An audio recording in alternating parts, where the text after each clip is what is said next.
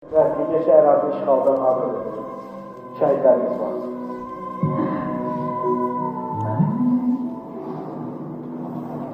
Cəbhədə söz sahibi silahla qeyrət.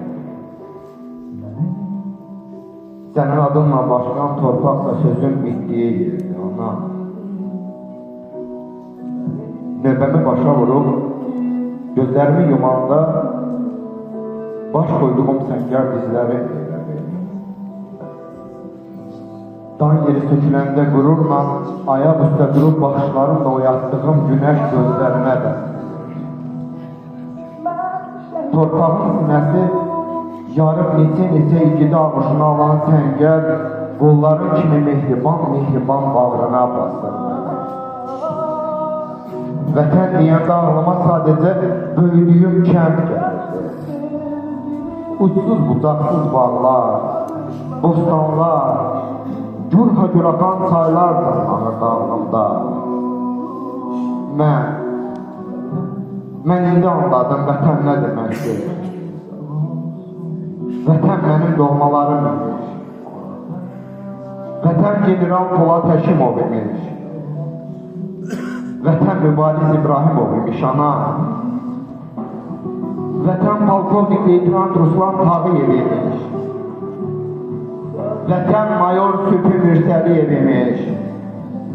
Vətən baş leytenant qələmini silaha dəyişib qanı ilə tarix yazan Kamil Əhmədzadə imiş ana.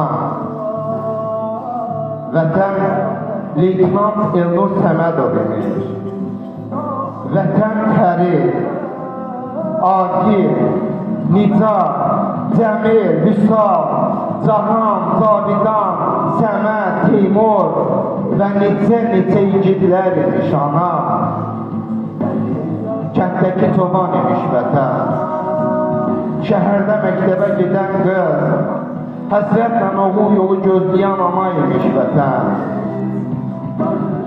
Mən də bu vətən üçün döyüşmüşəm. Sən ona görə mənim anamsan ki, məni əskər doğmuşsan.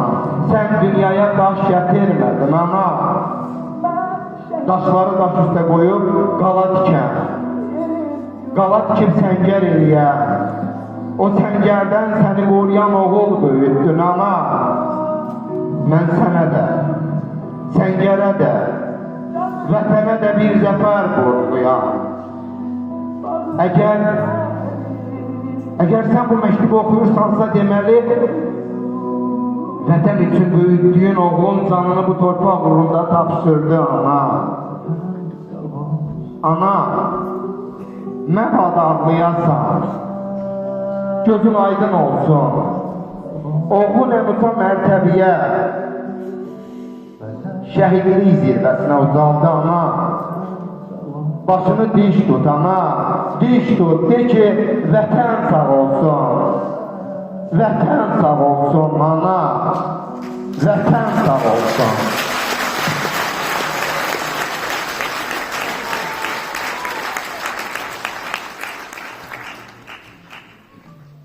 Yaşasın Azərbaycan ordusu.